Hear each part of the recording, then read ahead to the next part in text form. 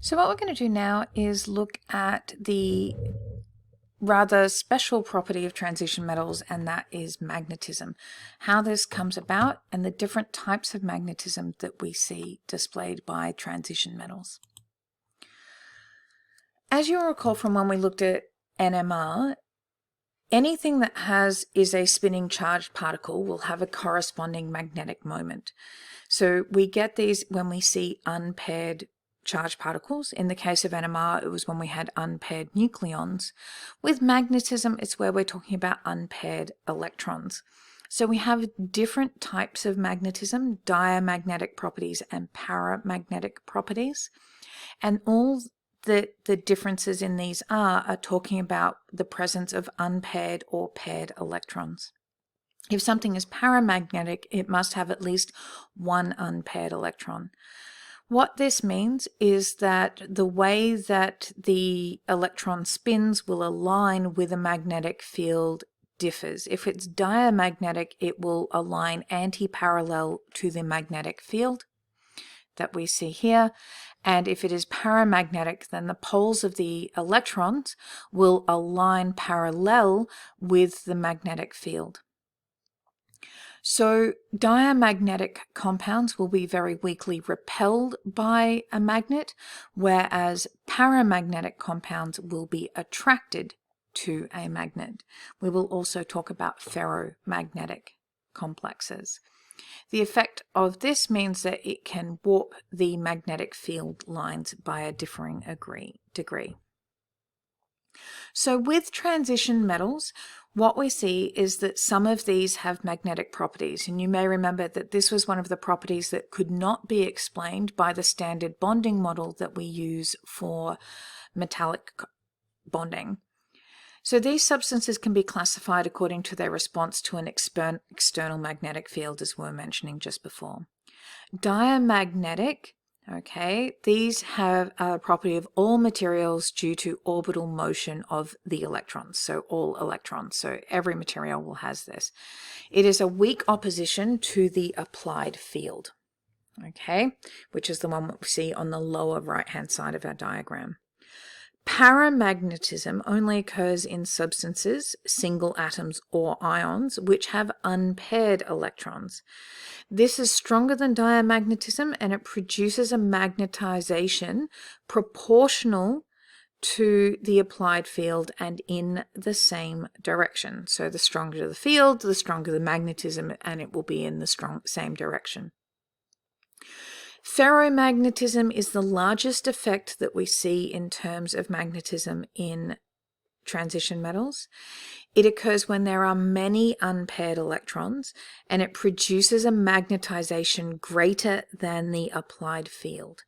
Okay, so this means that in a ferromagnetic substance, the domains or the magnetic domains are aligned, and then when we have an applied magnetic field, we get a greater effect to that magnetic property.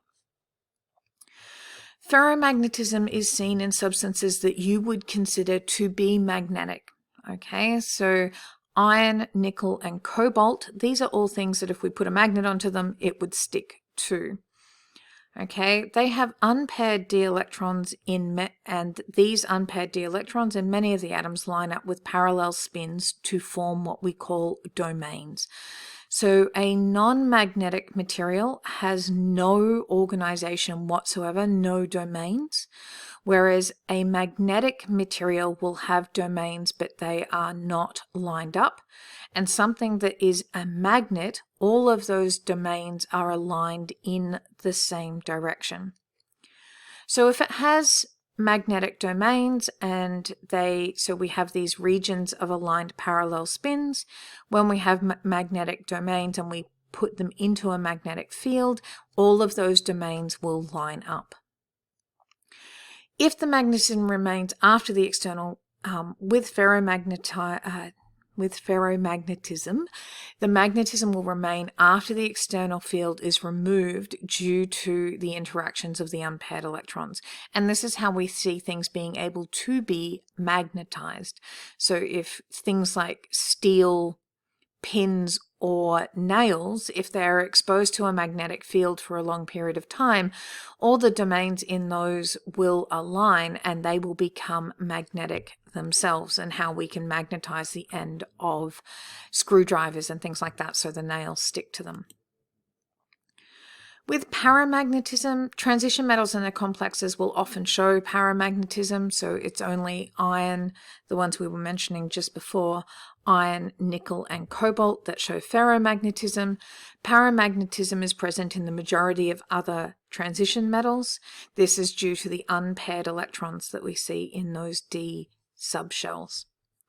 The paramagnetism increases with the increasing of number of unpaired electrons, remembering that we will fill the d subshell with unpaired electrons until there's no choice but to pair them up.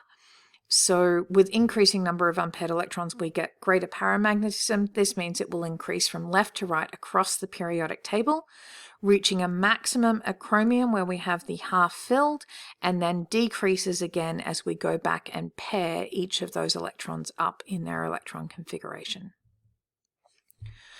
So this is showing the electron pairing in the transition metals. So we can see that with scandium there is one unpaired electron in the neutral atom. Titanium there is two, so we see an increase in the paramagnetism up to chromium where we have the maximum number of unpaired electrons.